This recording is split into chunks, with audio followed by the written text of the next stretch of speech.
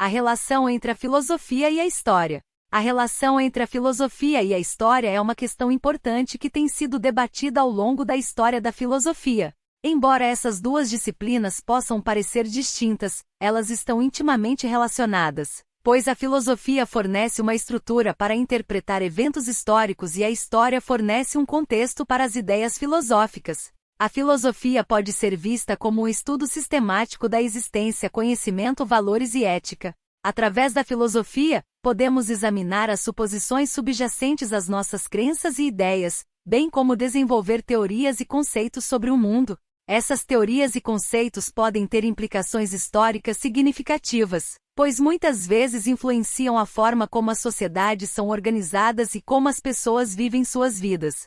Por outro lado, a história é o estudo dos eventos passados e das pessoas e sociedades que os criaram.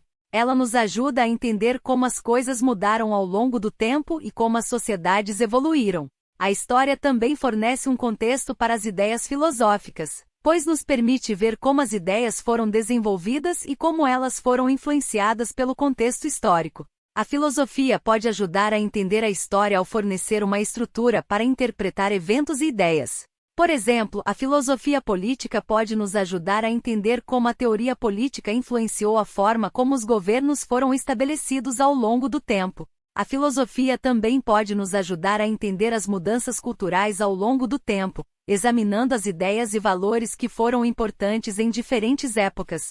Por outro lado, a história pode ajudar a entender a filosofia ao fornecer um contexto para as ideias filosóficas. Por exemplo, entender o contexto histórico em que filósofos como Platão e Aristóteles viveram pode nos ajudar a entender suas teorias e conceitos de forma mais completa. A história também pode nos ajudar a ver como as ideias filosóficas evoluíram ao longo do tempo, bem como diferentes sociedades abordaram questões filosóficas. Em resumo, a relação entre a filosofia e a história é uma relação de interdependência. A filosofia fornece uma estrutura para entender e interpretar eventos históricos e a história fornece um contexto para entender as ideias filosóficas. Essas duas disciplinas se complementam e nos ajudam a entender melhor o mundo em que vivemos.